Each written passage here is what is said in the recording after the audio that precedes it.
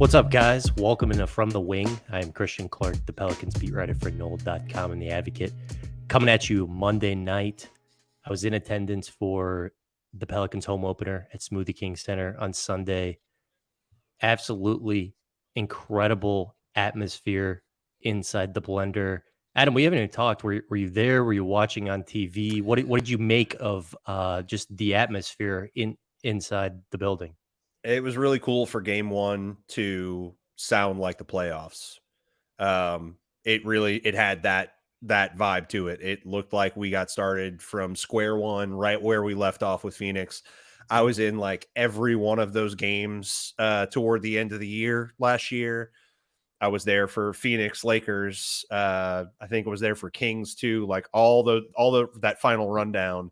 And that's exactly what it sounded like. I was not in attendance. I am officially like on hardcore baby watch. Our newest Pelicans fan is due like this Saturday. Could happen anytime. Could be right now. Who knows? Like if I have to abandon the podcast midstream, like it is what it is. You know, this is how close we are. We're like T-0 here. So yeah, I wasn't there, but I did watch. I did, and I don't know if I discovered something or if this is or what the deal was here. I was able to use League Pass to watch it, even though it was on Bally's. And I found that surprising, but I was able to watch it through League Pass. I loved everything about that game. Like, I didn't leave it upset like everybody else did. You love losing? No, I mean, losing sucks, but that was an incredible game. That was just an incredible, incredible game. And like, I come away with it from it like, I don't know. There's so much that I can go positive about. We're gonna get into the game itself in a little bit. Crowd was amazing. Obviously, like it's your home opener. You're hoping to come out 3-0, be one of the last 5 teams that are undefeated. One of the last 4 teams, because actually it was between us and the Jazz. So now there's only 4 teams undefeated. We are sadly not one of them. But given the circumstances of the game, like I'm not angry. I'm not mad. We're starting really well. It looks like a lot of what we ended the year with last year is still here. All the stuff that we heard in the offseason is real. I like what I see from a lot of different people. Are there problems? Sure. Yeah, there are tons. Is it stuff that's going to get cleaned up and stuff that's going to be learned from? Yeah. So early in the season, game 3, I just don't have any like passionate negative opinions yet.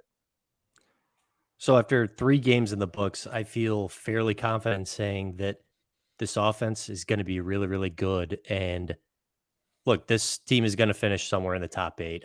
I'm pretty sure. I feel confident saying after these games, but where in the top 8 is going to depend on 1, their health, and 2, can they improve defensively?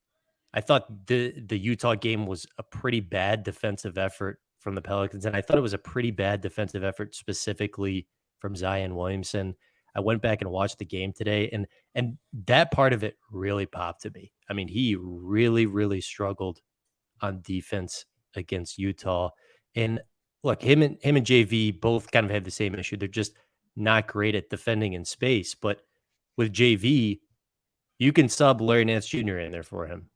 With Zion, like, when it's going to come winning time as we get farther in the spring, you're not going to be able to take him out. Like, he's just going to have to improve. And I'm saying all this, and this was his first home game in 17 months. So I don't want to get too far ahead of myself. But yeah, it was an ugly defensive game from him specifically, I thought. I mean, I think there's another name you can say that had just as bad a defensive game, but I think we've seen this happen before. I think Will Hardy watched the playoffs and put JV in a blender in the blender. Every time JV was on the floor, they had him in pick and roll action over and over and over and over and over again. Will Hardy, I come out of this, the first thing I came out and said was like, damn, Will Hardy's really good. Because that's a team of the Jazz are a weird team. The Jazz's own coverage, like their beat writers, don't even really believe the start. Like, I don't think anybody would be shocked if there's a 3 or 4 game losing streak soon. It's a weird mishmash of parts. One of the things they're able to do, though, is they put out a lot of weird size. They Yep. basically played a true five in Kessler, which they had to with JV out there. You were going to have him, or you were going to get worked at the rim. I think I saw more ballet dancer-esque movement from Kessler than I ever saw at Auburn. It was honestly kind of astounding how I just didn't expect him to have that much agility. And he had a lot of little like pirouetting catches. He had some nice moments. And I thought that was going to be one of the tales of the game coming in, that JV was going to have to just go rook Kessler. And that didn't happen. And I think part of that was JV was being worked so hard on the defensive end that it left a lot on his plate. But also, like, Markkanen, is he Kareem? Like, what is this? Has everyone just handled him the wrong way to this point, or is he going to get hurt like he always does? I expect that there will be some sort of games missed at some point, but Olynyk, Lowry, Kessler, that size that you had to deal with two of them living out on the arc, it just gave us problems. And before Vanderbilt got in foul trouble, he was giving us some problems too. The dude never participates in the offense. He made 2 threes. Here's how you know it wasn't the Pelicans night. I looked this up. He'd never made multiple 3-pointers in a game until Sunday. Yeah. That's how you know it was the Jazz's night. I'm a multi-time Jared Vanderbilt fantasy basketball owner. Let me tell you what he is. He is steals and rebounds. He is maybe the best pound for pound rebounder in the entire NBA. Just if you look at the fact that he is essentially wing sized and he pulls down double-digit rebounds, if you give him 20 plus minutes, he's going to get you double-digit rebounds. Doesn't matter. It's very similar to what we were used to with Josh Hart. He just always gets there, and he's a hell of a person to put on somebody athletically on defense. But he drills 2 corner threes. So I watched a lot of Jared Vanderbilt very early in his career. I was in Denver when the Nuggets drafted him. Tim Connolly, a second round find. Tim Connolly loves him, and yet Tim Connolly has traded him from his team twice. Traded him from the Nuggets and then traded him from the Timberwolves. Sorry, unfortunately, that's just business. Jared Vanderbilt is a very good player. And I think your point about the Jazz's funky size is a good one. I knew that was going to be a tough defensive game for JV and Zion, just because of the Jazz's big guy's ability to step beyond the 3-point arc and knock down shots. The game before they played the Pelicans, the Jazz went 20 of 50 from 3-point land as a team. When you make Zion and JV have to get behind the 3-point arc and worry about shutting that down, and then that guy can put the ball on the floor and get to the rim, that's problematic for them. That is problematic. It's not just problematic. It's not just problematic. Yeah. I mean, okay. But I thought, I don't know. I didn't agree that was a worse defensive game for JV than Zion. I thought the opposite. I thought it was a worse defensive game for Zion than JV. Like there were 2 possessions back to back in the third quarter where Zion just got lost on a screen and Olynyk drilled a wide open 3. And then the very next possession, it gets kicked to him and Olynyk goes around Zion like he's not there. I mean, he just looks so slow in defending in space. And then look, I get it. It's just going to take time. I didn't say worse. I want to make that clear. I don't think it was worse. JV wasn't messing things up because he was getting things wrong or had bad body positioning or wasn't reading the play right. He was stretched to the outer limits of what he can do athletically with those kinds of people. They targeted him with their scheme and put him in a place that they know he doesn't really perform well in. Right. Zion had plenty of opportunities where he could have stopped the ball and he just didn't. If you drove right on him or if you drove left into the paint, he couldn't stay in front of you, which is crazy for a guy that is that freakishly athletic. And yet he's 2 steps behind on defense when you're on the move. If you put him in, if you stop, you're giving him a chance. If you allow him to be a post roamer, you're giving him a chance. You put him on the move, he doesn't have defense. His defense while moving is non-existent. So he was definitely worse. I just wanted to note that I thought they did something schematically that made that game for JV a huge task. I mean, it felt like Phoenix all over again in terms of what they wanted to do to him. And I thought they were Right. really successful in doing it. I also thought Hardy blitzed. I mean, I didn't believe, I guess, that Conley and Jordan Clarkson would take advantage of every single open look, and like they would all just make great decisions. Like these are guys that historically, like Clarkson is not the guy that has an open three and then dribbles up 6 feet to get a better look. And he did that in that game. Conley passed up open looks to get better looks. Olynyk was just drilling everything. And when he had to dribble, he did. Lowry just made everything. Like there's nothing to even talk about with marketing. He just made everything. So I've got a theory on Lowry. You know how a lot of guys can come out of the Olympics, and if they play well there, that seems to infuse them with confidence. Like we've seen that with like, uh, Eurobasket. yeah. I think Lauri Markkanen is experiencing the Eurobasket bump. I mean, if you watch him, he was pretty unbelievable. I mean, it just looks like he's playing with a lot more confidence and a lot more confidence off the dribble specifically. Yeah. Like he's doing stuff off the dribble now. It's like, okay, that was impressive. Yeah, and you forget because we watched him in Chicago, and we watched him in Chicago and Cleveland camping out on the 3-point line for Yeah. so much of his career so far. You forget how athletic and how huge he is. And I don't just mean tall. Like he is a well-built basketball player. It's honestly surprising that he's had so many knick-knack injuries that have made him miss time. He usually plays like 50 games a year. That's been kind of a thing for him. He didn't look like any of that in that game. He looked like this. He made it look like so far none of this is a fluke. It looked like this is my game. This is what happens when you make me a focal point. But I was impressed by their entire team. Like I really think I thought coming into it, this is a cast of NBA veterans. These are all guys that have played good basketball somewhere. They're just a weird fit together. Like honestly, Yep. the thing that's a bit of a shock is that of all the people on offense that seems like they're a little bit on the outs, Colin Sexton, who you might have thought is the crown jewel of that trade for them when they send away Donovan Mitchell. Not And even starting.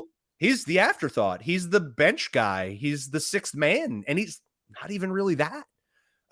He's like 20 minutes off the bench, and yeah, it's a scoring role, but it's like, I guess they got him, and it looks like Lowry Markkanen is the crown jewel, and Sexton is a scoring piece that they kind of like, but don't seem very invested in. And now I do have questions about the Jazz and what their intentions for the season are going to be, because I still very much believe, like, I think everything we've heard out of Jazz coverage is that Lowry is going to be there, and that there are some of these people, Olynyk may still get dealt. Conley may very well, because of his age, may go somewhere else, but Lowry seems like a mainstay.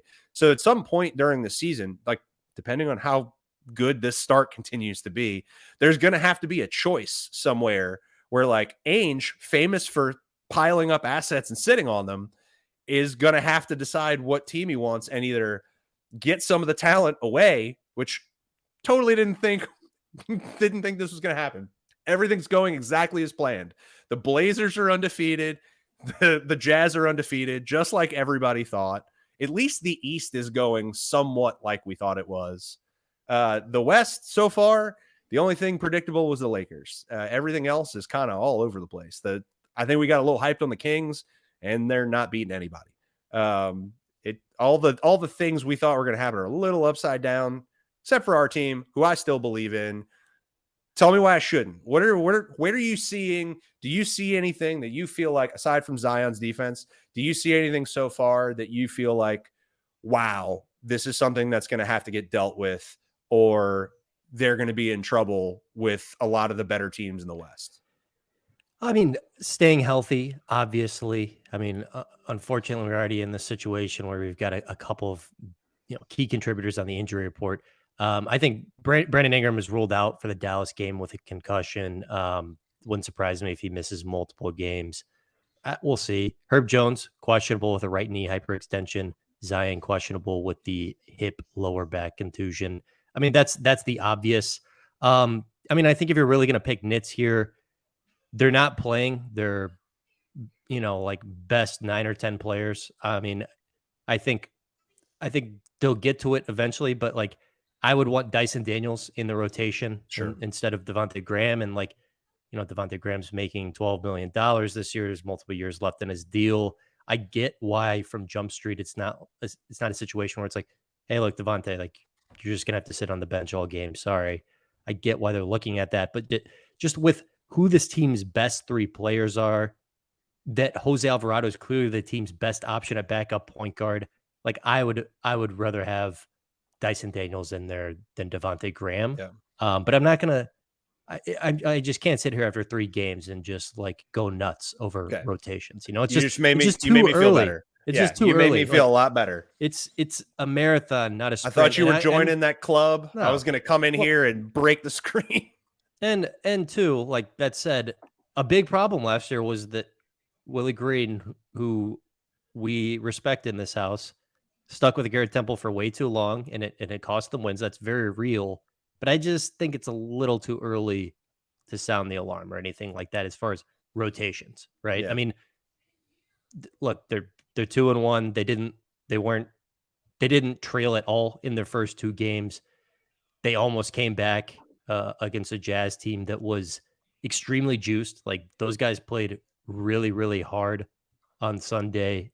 They might have. I mean, they almost won in regulation. Like the Jazz almost threw the ball away. Clarkson hits this insane prayer three.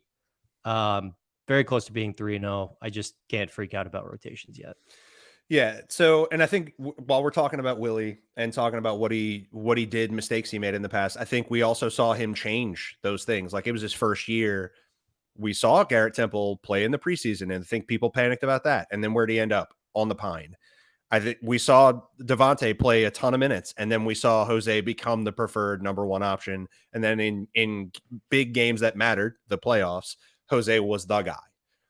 I'm not afraid that any of this stuff is like going to be this thing that stays where like, oh, the choice he makes now. Like I think one of the hardest things to capture in all of basketball and all of sports, one of the hardest things to capture about coaching and about rotations and about lineups.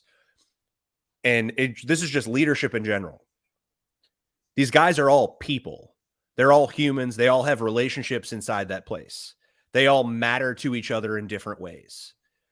There is what you give them, the opportunities you allow them to have, designates kind of where they fall and how people think of them and whether people appreciate them the same way, whether they feel like they're on the outs or not. And you have all that to balance more so than just, I'm going to run out an 8-man rotation and win this like it's a playoff game. Could we do that? Sure, we could. Did we see enough defense from Dyson that you feel like throwing a wing body like that out instead of Najee, who can be very reckless and maybe kill your star player? Would we want to see that? Of course. We've talked about this. We both think he's going to break into the rotation at some point this year. I think that consolidation trade is a foregone conclusion, kind of regardless of what happens. But I really want to try this season to think about that, especially like I think Willie is very, very well known at this point for being an emotional man who is not afraid to really connect with people. And I think there's a people side of this that's always going to be here. He's going to give people rope, especially early in the season. He's going to give them a look. Like if Devontae was making $5 million, I still think he'd give him a shot.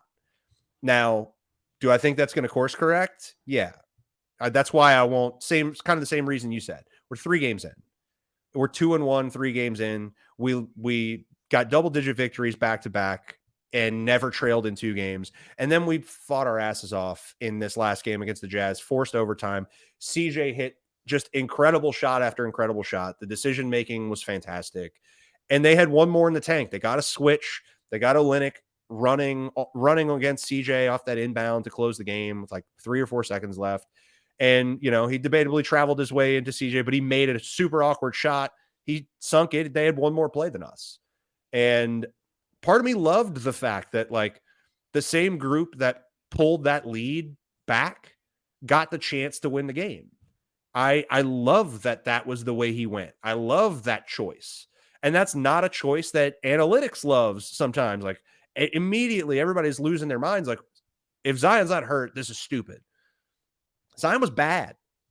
Like, he was bad. On one end. He had, I Yeah. mean, very efficient 25 or whatever he had. But yeah, he was very bad on defense. He's a very good on offense. And our biggest problem wasn't scoring. Our biggest problem was stopping them from scoring.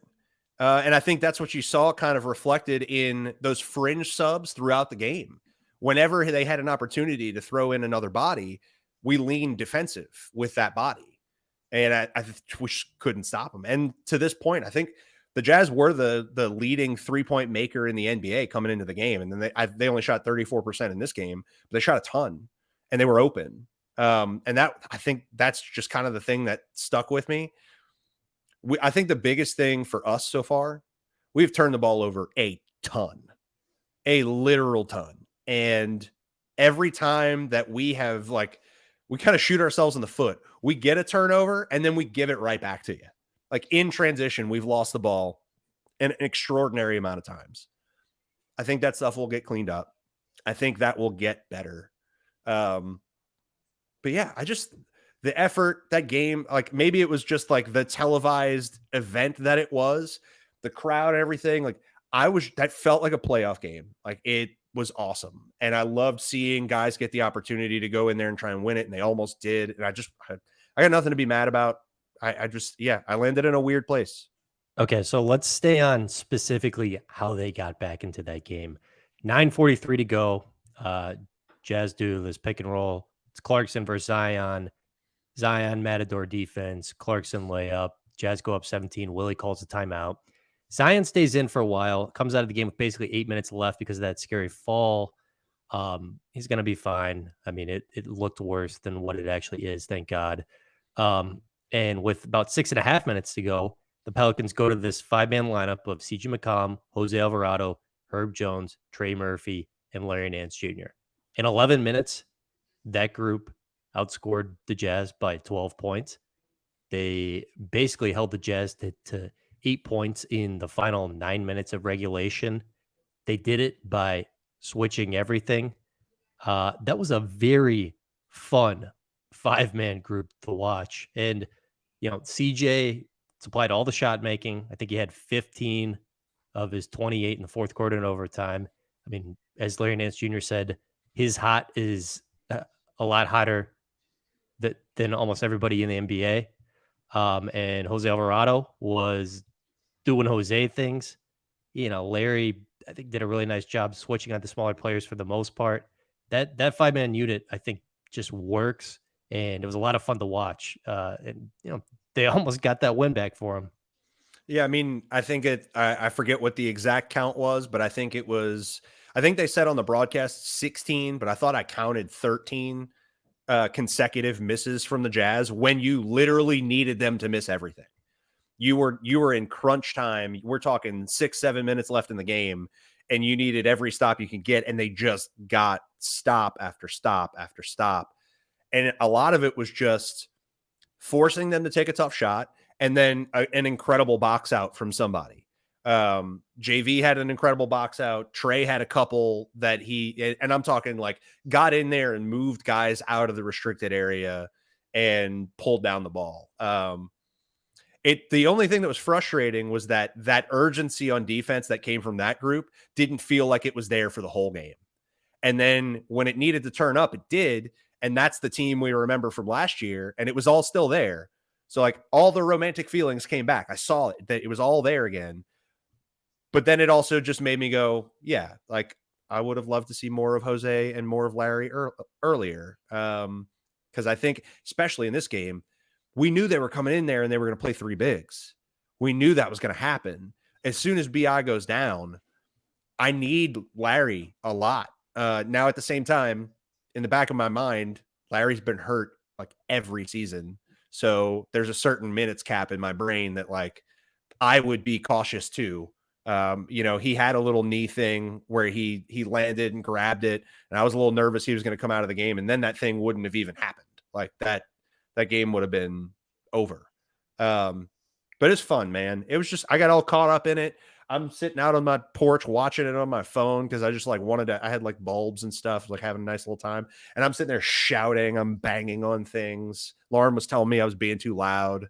It's great. It's great. Felt like the There was a lot playoffs. of Jose Alvarado versus Colin Sexton, which is just a very fun matchup between two psychos, and I say that endearingly, but, yeah, I mean, those 2 guys are intense. I mean, it was fun watching them, like, yap at each other a little bit, and I thought, like, one of the keys of that lineup, like, I know Jose, it was him against Sexton, who's, like, 6 feet tall for a lot of it, but Jose's ability to to defend bigger than he is, I think, is a key to that whole thing. Like, I've never seen a guy who's 5'10", like, just guard that big. I mean, nothing really comes to mind. It's pretty remarkable, man. I mean, I just don't know how he makes that defensive imprint game after game. It's pretty special. I mean, he gets under you, but, like, he's so strong too. Like, it's really hard to push him off his spot.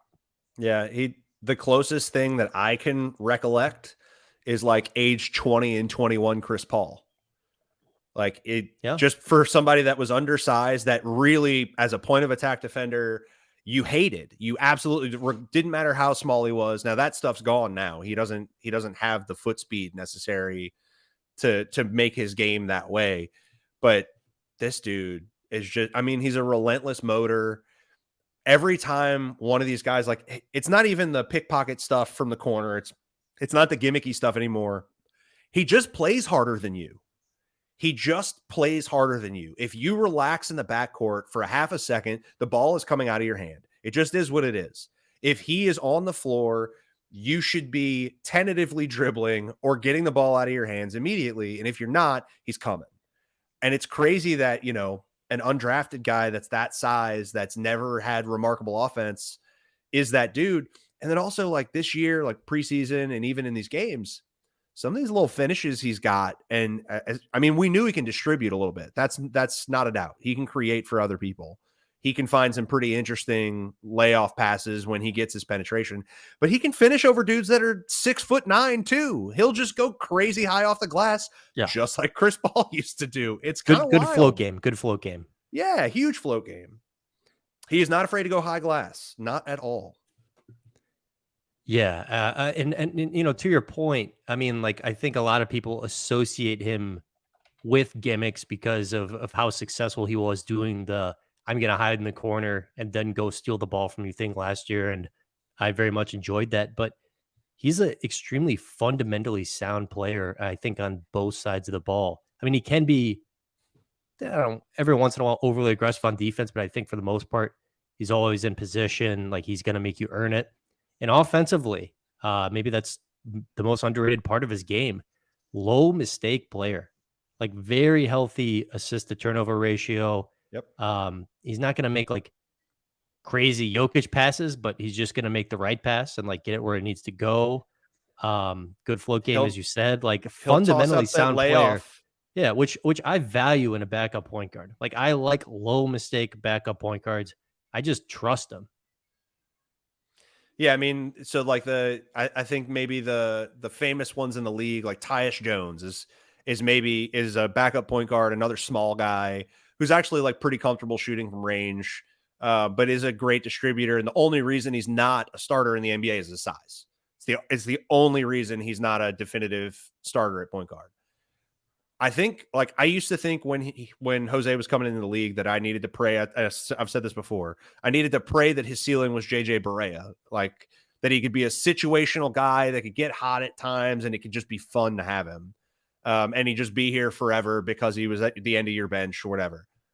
He's not that. He's better. He's better than that. He is your certified backup point guard. The only thing Hold on. JJ Redick started for a finals team for a couple of games. JJ Barea, not Redick. Sorry. Okay. JJ Barea started for a couple of finals games for a team that won the championship. So, like, slow down. He started with slow Dirk. Down. He started with Dirk. Like, I don't do this thing where I like torch the Heat in the finals. Slow down. Yeah. Okay, but and who did the torching? Was it Dirk and our boy the Jet, or was it JJ? Like, he contributed in the torching. Yeah, he look, I do not lift up people's careers like just because of the chip. He's an incredible player. Maybe I'm going too far by saying I just think you're going to you have the opportunity to get more play out of this guy than I ever expected. I thought he'd have to be that dude. And I think he has an opportunity to be more of a role than that. I think he can matter more to this team and not just be like Berea. The incredible thing about him was that he could be a heater. He could come on and he could just scorch you 8 possessions in a row. That's not Jose's game, but he contributes everywhere. And like, because he does that, because he's so tenacious, as long as he can keep that up, as long as he can stay that hungry, he's just going to always be on the floor. You're just going to always have to play him. He's never going to be at the end of your lineup because you can't afford it. Yeah. So apologies if I'm getting my comps wrong. I'm a fan. I'm supposed to be the one that gets reckless.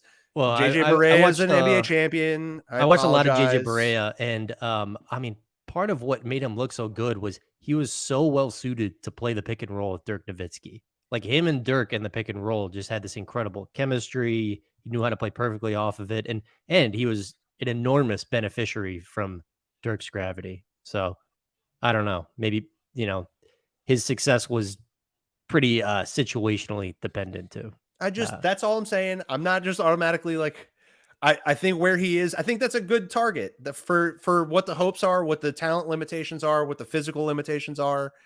That's, I think it could be something different, but similar, but I still, I don't look at JJ Barea as this, crazy, phenomenal all-world player. I think he's a dude that could really get hot. That was a really good contributor for a really good team, and a really good team that Dirk had like one of the great shooting seasons in the history of time.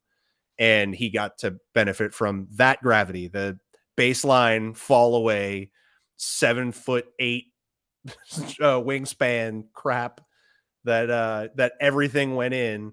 And Jason Terry shooting like 46% from 3 for the entire playoffs.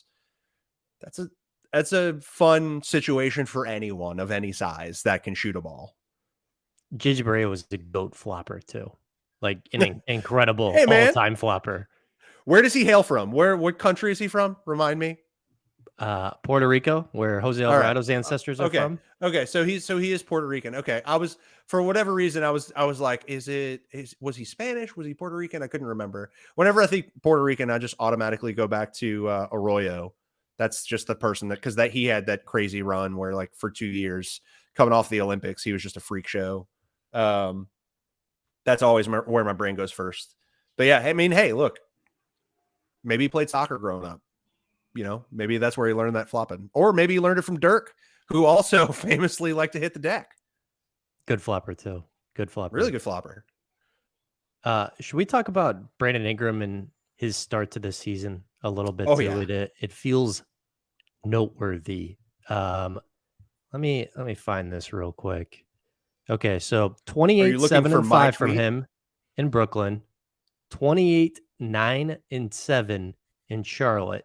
He had 11 points in 10 minutes before he had to come out of the game in the second quarter of the home opener. Let's pray that he's not on the shelf for long because, oh my God, he has looked good. He's looked top 10 players good. I think that's going to stay? I don't know. He has been, I had a tweet about this because that's all I got from the second game.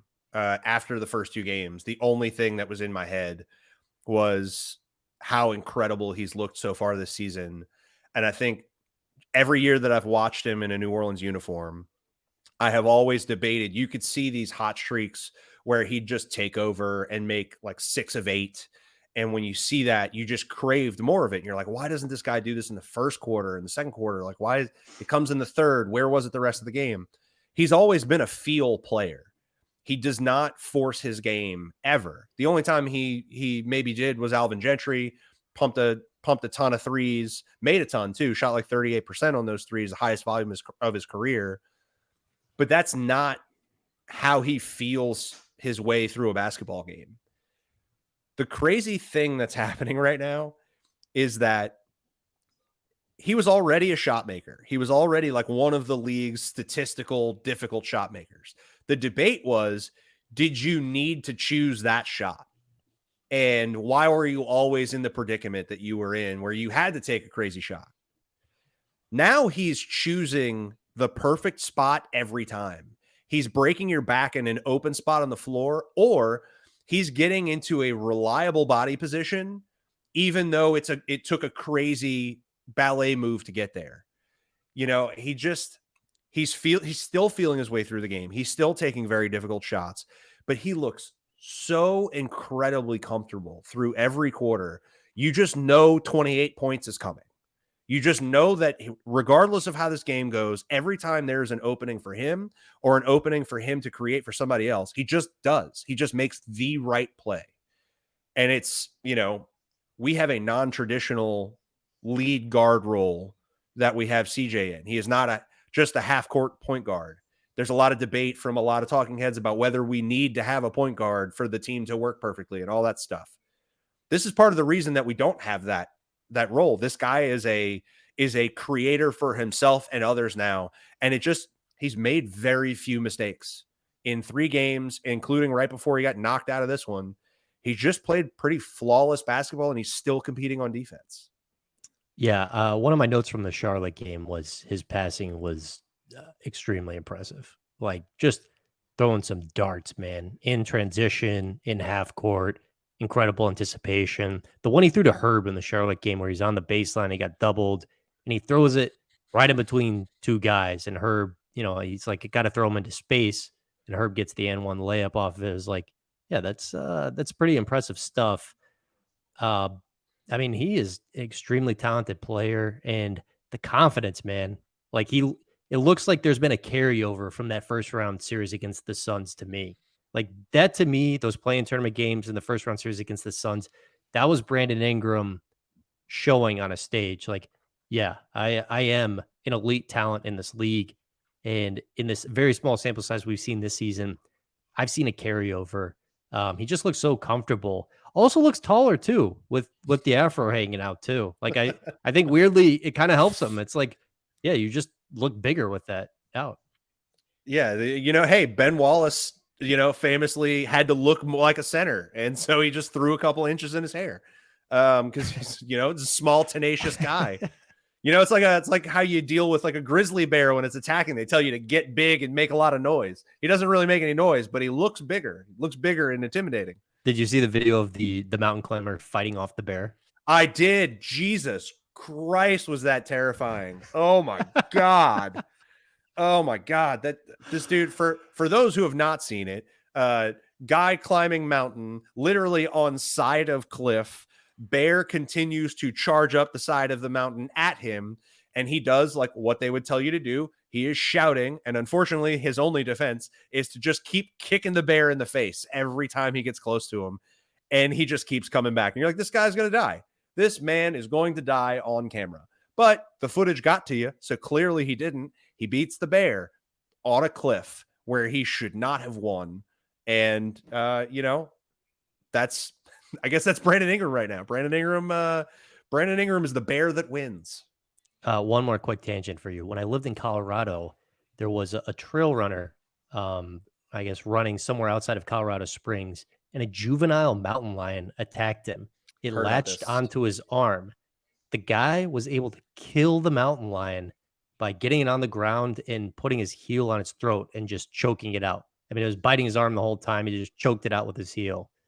And they even did a press conference and everything. They had him like, "Hey, sir, how'd you fell that juvenile mountain lion?" So That yeah. is an apex predator. I am very familiar with that story because that's a crazy situation. Like that mountain lions are not preyed on by another animal. That is what we are dealing with here. And we got like a guy that's just like going for his trail run, and wha-bam, and he choked the sucker out. Like, luckily it was a juvenile. Had it had 10 or 20 more pounds, he might not have been able to pull it off. But that's that's the metaphor. That's Jose right there. Jose's that guy, just fighting against all odds and just coming out on top every time. We got bears, we got lions. Where we got a tiger somewhere. What do we got to do here? So let me ask you this: by the end of the season, who do you think you will personally consider the Pelicans' best player? It's really hard not to say BI. That's who I thought it was coming in. I don't think I do not think Zion's going to improve defensively to that degree. Do I think he'll be the more talented, the more physically gifted offensive player and probably score more points? Sure. Do I think he'll be the better player? No. I don't think he in the next 79 games is going to learn the things that Brandon Ingram has internalized and is putting out on the floor on a nightly basis. CJ, like at his age and everything, like CJ looks the best he ever has. So like, we just talked about BI. There was tons of criticism coming into this season that there's no way that CJ was going to duplicate the player that he was for the Pelicans once he got here. He averaged oh yeah, there was I will find tweets, I will find stories. Everybody basically thought that because he averaged career highs after he came to the Pelicans, there's no way that same guy was going to come. Like everybody changed their mind about the trade grade. Like everybody reverted and changed their opinion about like, oh, we like the trade now. That happened. But everybody also was like, well, he's a year older. They're committed to him long term. I don't know. Average his career best, probably going to drop off a little bit. It's the same dude. It's the same dude, except now he knows the plays and he just fits in everywhere.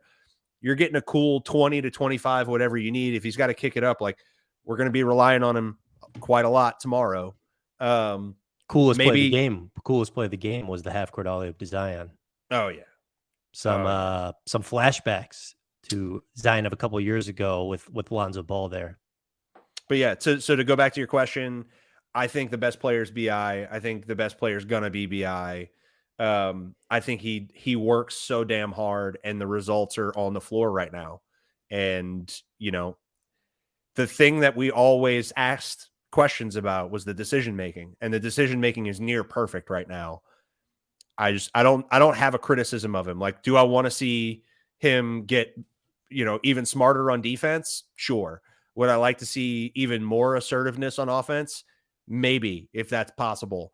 But he's been pretty flawless, man. And I believe he is the best all-around basketball player.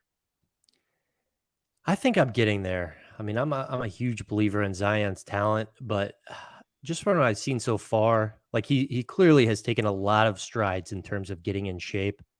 Yeah. But kind of where I'm at right now is for him to get where he to improve defensively, and even him right now is still a very good player. I think he's got to take some more strides in terms of getting in shape. I mean, I think I see a guy out there still working to get his wind back, which understandable, hasn't played a whole lot of 5-on-5 over the last year and a half. But he's still big, man. Like it still looks like a different guy in terms of body type compared to Duke. So I think if he wants to really improve on defense, I think there is still some improvement he can make. But I mean, look, I love the quote that Zion had after the Brooklyn game. I mean, like, like the talking heads and like people like us can debate like, well, who's the Pelicans' best player? Who should take the last shot? But like the Pelicans are going to be good this year because they decide to work together. Like I kind of asked Zion something in this vein, and I thought this was an excellent quote. I said it before in interviews, and I wasn't just saying it because it sounded good. I said it because I meant it. All three of us are unselfish. We all have the same goal, and that's to win. When you want to win, you put aside personal goals and personal things. Whatever I have to do, whatever they have to do to win, that's what we're going to do. Yes, that's what you want to hear. Like that's one reason why I'm optimistic about this team is because clearly the three main guys are all on the same page. Yeah, man. That's maybe the best thing he said in a Pelicans uniform. In terms of where we've been to where we are, that is the most understanding of what the job is now. And man, so one of the things we didn't touch on, and I thought this was pretty ballsy to put out there, but I appreciated it in a lot of ways. CJ's little pep talk to the crowd before the game started against the Jazz, getting a little aggressive out there saying, "Oh, we need your help." Pause. Dramatic pause. To hang a banner. Look, I love that it's been telegraphed all offseason that there is a level of expectation within the team that is higher than what we have heard outside the team. I love that they had the stones to say it. I love what's been built around it. I love hearing that quote from Z that's seemingly supporting of it. Like, who's the guy that's not pulling in the same direction? There isn't one right now. We don't have a guy that we like have to send home or have to get out of here because he thinks he needs a bigger role. And like, honestly, one of the weird things, and I think might have helped in this game. Like, for one, we might have just won if Bi played in the Jazz game. Had he stayed in, and you might have just won, you probably would have won. Another thing is, if Jackson wasn't in his first game back, I expected his length and his athleticism on the perimeter to be pretty helpful for Markkanen and Olynyk. And he played 6 minutes, something like that. So he was not like ready to play yet. So had this game been, 3 more down the road, I think we'd have matched up a little bit better with that size and been able to do more with like him and Larry playing with Markkanen and Olynyk, and then, keep JV and Kessler as a matchup. And I think you could have protected JV a little bit more. But anyway, not to get all the way back into the Jazz game. I just wanted to note that like that was one of the other things that felt like a little bit of a swerve where you might be in better shape the next time you see them. So I'm glad you brought that moment with CJ up. I mean, yeah. Can we just appreciate where we're at, where a player at the home opener in October in New Orleans is saying, we expect to compete for a championship this year. Like, when he said that, I looked at the other beat guys I was standing next to. I was like, oh, okay. Not scared.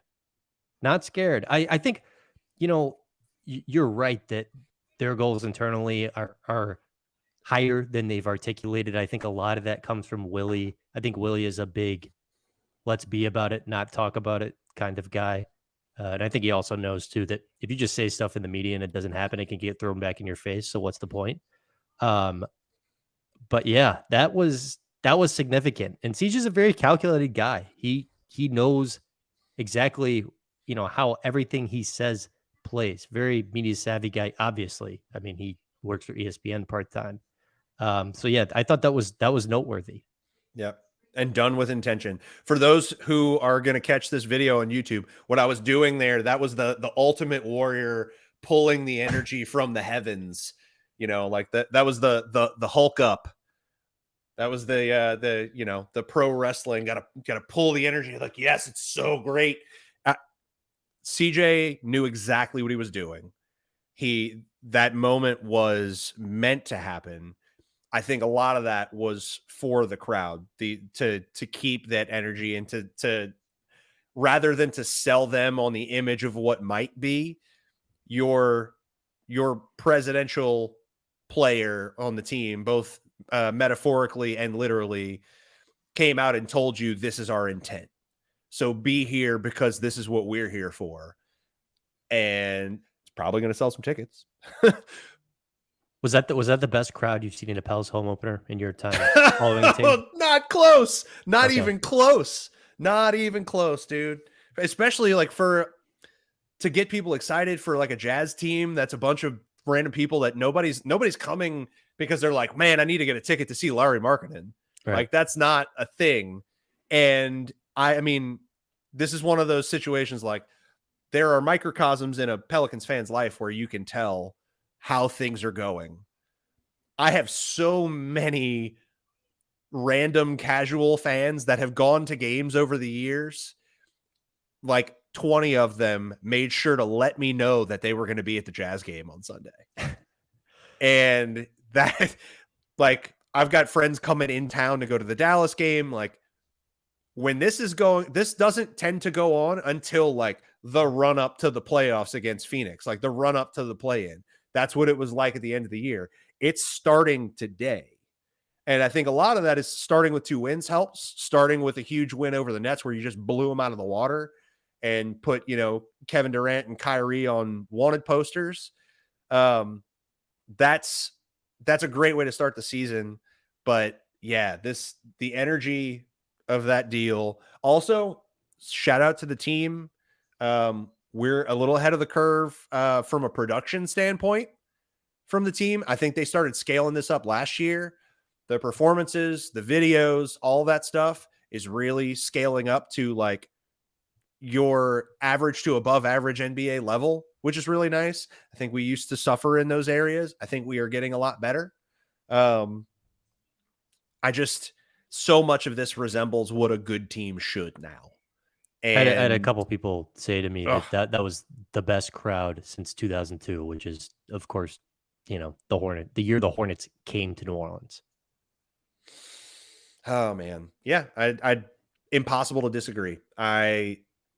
When people that don't know anything about the team that like, I'm clearly an obsessive. That's how I end up here. I am the guy who your casual person that I like went to high school with is like, oh yeah, he's that guy that really likes the Pelicans. It has gotten me quite a lot of tickets over the years. But when people are like reaching out to me because they want to feel a part of Pelicans conversation, like they just want to talk to me about the team. These are people that have never talked to me about the team that are like shooting me a text to be like, wow, did you see that game? Yeah, I'm I think getting, what we're seeing is the Pelicans entering the New Orleans zeitgeist, which yeah, that that's the happened word. last year in the spring during that run. It happened, I think, for a couple weeks in 27-18, but it doesn't happen a lot, and it certainly doesn't happen in October. That's right. That is the word. Zeitgeist is the word. That is the one. We are here, people. The Pelicans are a part of New Orleans entertainment, and it is October 24th. Mark your calendars. This is a thing that is happening. And now we just need him to stay healthy. Dear God, yes. Oh God. Look, so for Herb's injury, so we saw when that happened with Herb, and then he stayed in for a bit. I don't know, I'm clearly speculating. I do not have information about their injuries and whatnot. If I had to guess, like BI, we had some like fan misgivings with Willie giving the quote. I think it got snipped a little bit, and people thought BI was going to be clear for tomorrow because they only heard the no concussion protocols part. But then the wider quote was, "There's no diagnosis yet, and he's not in concussion protocols." Then the diagnosis comes, and he's automatically in concussion protocol, so he misses tomorrow. Um, we have our fear with BI. I think every BI fan has the fear that he might miss one more game than you ever hope every time he goes out. Fingers crossed that he starts disproving that this year. Zion, we saw him fall. I mean, it sounded bad. He came like 8 feet out of the air. That was scary. I also feel like, had he had a normal career thus far, he'd have probably been playing. But he has not had a normal career thus far. So, Yeah. I'm completely fine with caution everywhere. Hopefully, hopefully they don't So miss my 3 my lip games. reading abilities, which are pretty mediocre, tell me that he was telling some assistants, "Hey, look, I can go back into the game if I want to." I believe that's what was happening. I don't have a recording of it. I don't know Yeah. for sure, but I believe that was happening. So I don't expect that to be a big thing. Also, here's a real practical solution for that Zion injury.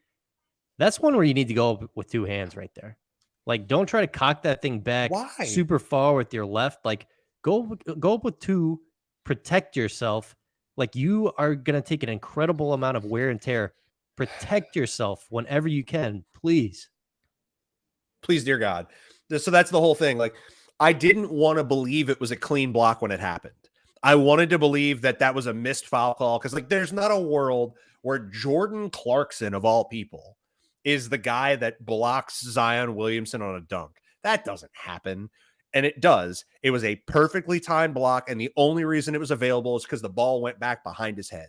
If the ball doesn't go behind his head, Clarkson can't get there.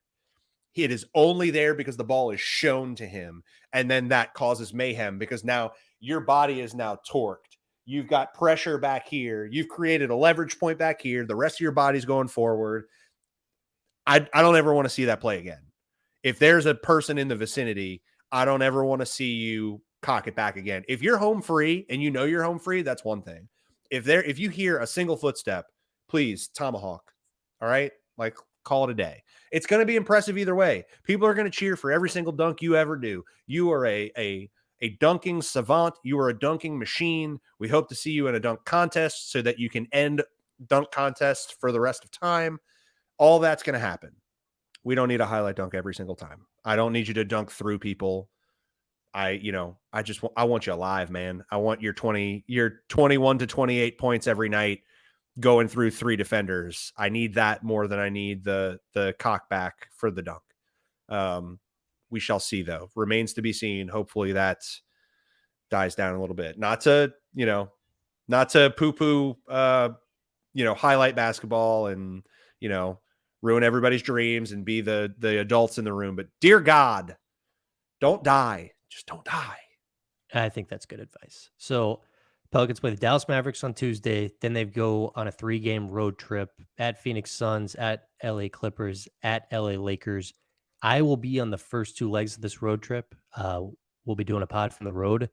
And later this week, we should have a good look back at that first round series against the Suns with a member of Suns media. I'm excited to remember that series because, God, it was exciting. Join us, reminisce with us. Come and hear about the days of yore that were only 5 minutes ago. All right, Adam. Well, I've got to go make some chili. You have got to go tend to your very pregnant wife. This was a lot of fun. Thank you guys for listening. Don't spill that chili, Kevin.